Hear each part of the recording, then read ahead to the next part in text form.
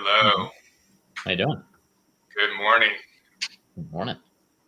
Morning from the Pacific Northwest. We've got Charlie joining us here from Denver. How you doing, Charlie? I'm doing well. Doing well. How about Awesome. yourself, Great Mike? to have you. Great to have you. Welcome everybody in. This is our second official live product tour. This is a chance for people to hop in and see Iterable in action live. We think the product shows real well, so this is a great opportunity to come check it out. We're going to do a live demo with Charlie. After the demo, we'll have an opportunity for people to come in and ask questions and hear directly from one of our experts here on the questions that we've got. We're streaming live right now to both LinkedIn and YouTube. So if you're joining us from LinkedIn, follow the Iterable page to stay up to date with events, content that we've got going on. Subscribe to our YouTube channel for video content that we'll publish and streams just like this. Charlie, we've been here about 2.5 years, 3 years, the both of us, a similar amount of time. What's some of the most exciting things that you've seen in the Iterable product in those 2.5, 3 years? I think the most exciting things are some of our premium AI suite. I'm actually going to be covering part of that today with predictive goals. Awesome. Yeah, we're excited to see it. And about 2 weeks ago, we had our big event, Activate, announced Nova, which is our future-looking product vision. What's got you excited about what you saw in the Nova announcement? Yeah, I think one of the most exciting things is actually something that's coming out later this year. That's our homepage Mission Control Center. Really is going to allow you to stay on track to hit your goals and keep your program running smoothly. It's going to continuously monitor your marketing performance and your system health, further optimizing towards business goals, and then also proactively surfacing issues before they could ever impact results. Yeah, that's awesome. There's a lot of fun stuff coming. We're all excited about it internally here. Hope everybody else is. If you're not familiar with Iterable, Iterable is a customer communication platform, a true multi-channel marketing platform. It's AI powered. We're integrated and using email, SMS, push, embedded web messaging. In a couple of weeks here, we're going to have WhatsApp coming and joining the channel mix that we offer out there. We're working with brands that have a ton of data. So if that's you and you're doing multi-channel marketing, Iterable is for you. We work with some great brands like REI, Redfin, Fabletics, NHL, Stanley Black & Decker. So some big names. Obviously use it ourselves internally.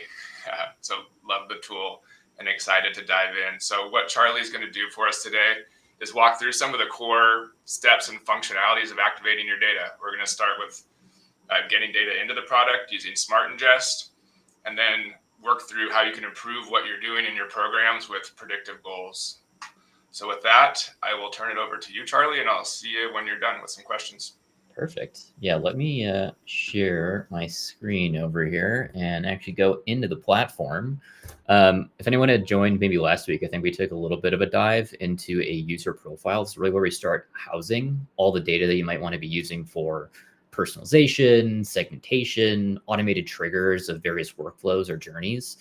But something I've run into a lot within the last year or two are customers that maybe are a little bit leaner, don't always have access to their engineering teams to start piping some of this data into Iterable.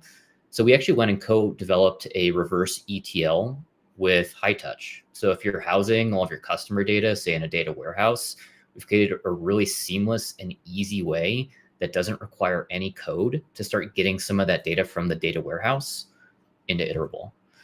So what that actually looks like is going to Smart Ingest here. You can see I've got a couple syncs with 2 various data warehouses set up already.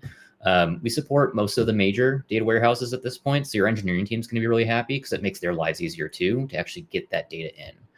But the actual setup for this couldn't be easier. I'm actually going to look in this Snowflake sync that I already have set up.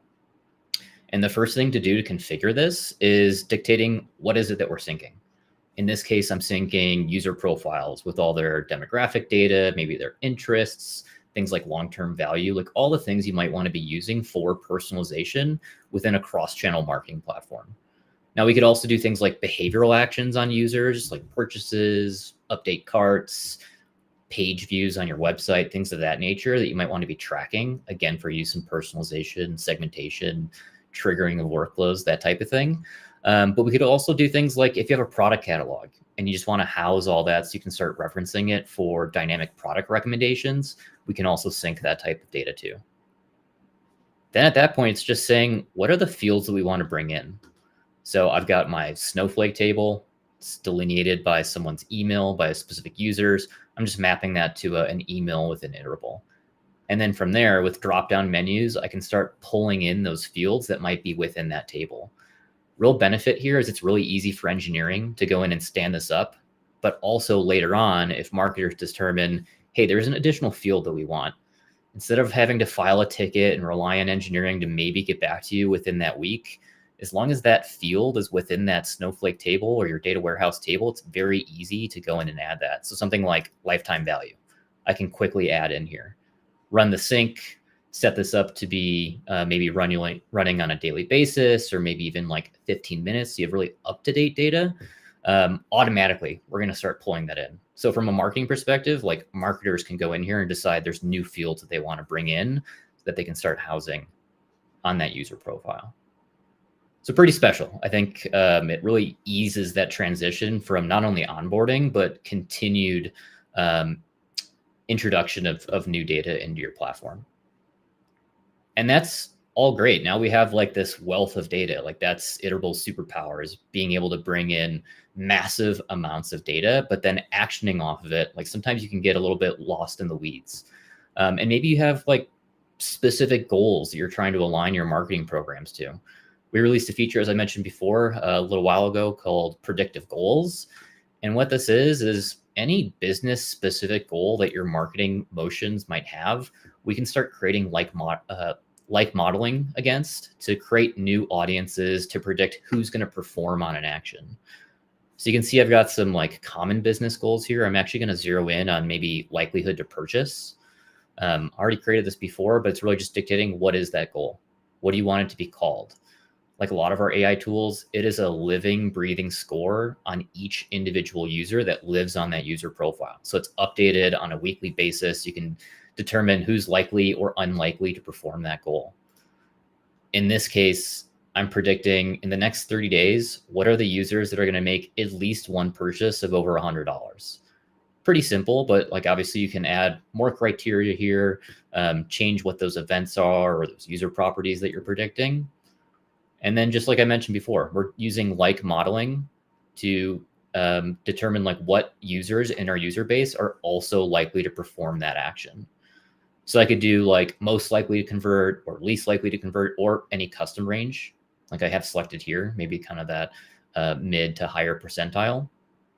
But what's really, really powerful about predictive goals is it's not just like a black box score or an AI model that we're saying like, this is the score. We're actually giving you insights into what's going into that prediction. Like what are the user fields, the behavioral actions of that user that make us believe that this user could also potentially convert on that goal. And then secondly, we also show you the events and fields that are most likely to increase that goal outcome as well as decrease that goal outcome. Now, candidly, like this part right here is the most important aspect of this, because this gives you insights into maybe other campaigns to start running to drive those customers in the top of funnel, or even other campaigns to start running in order to like decrease the potential for that person to not convert on that goal. Really gives you those insights and understanding of what this prediction is. Essentially, it's a mini data science team in a box that's super marketing friendly. And that's all great, but we have this prediction. We can then actually use this in segmentation. So cutting of lists.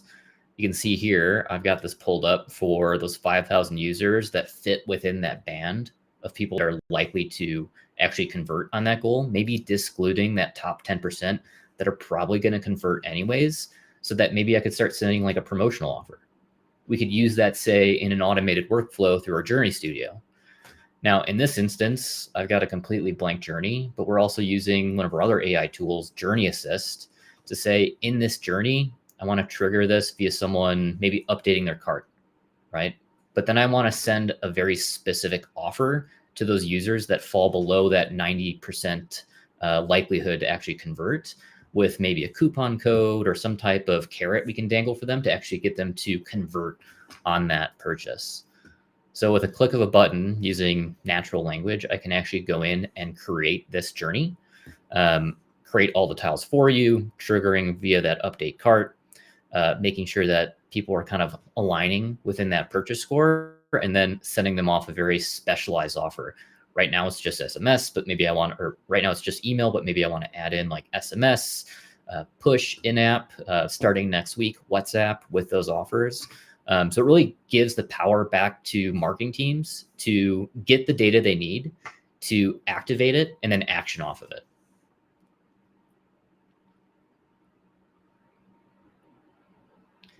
That's what I had planned to show for today. Mike, any questions I can help answer?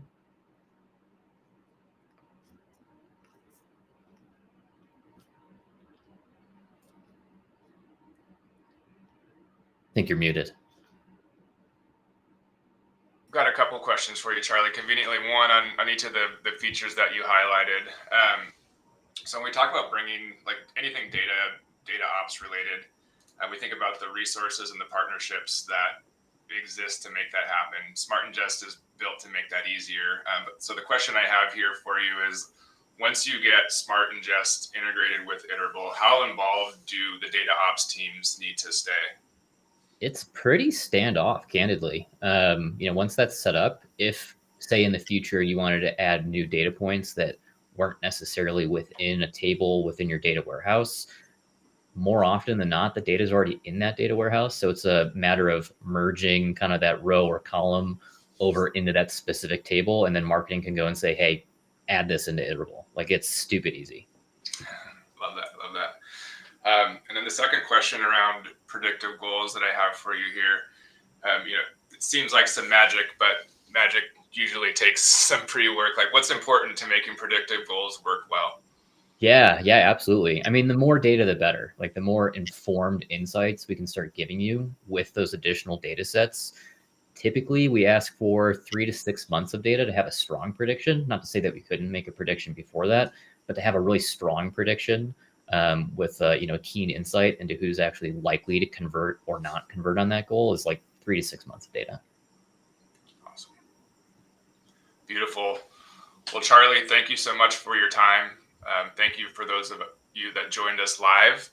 This recording will be available on both of our platforms, YouTube and LinkedIn, to check out later.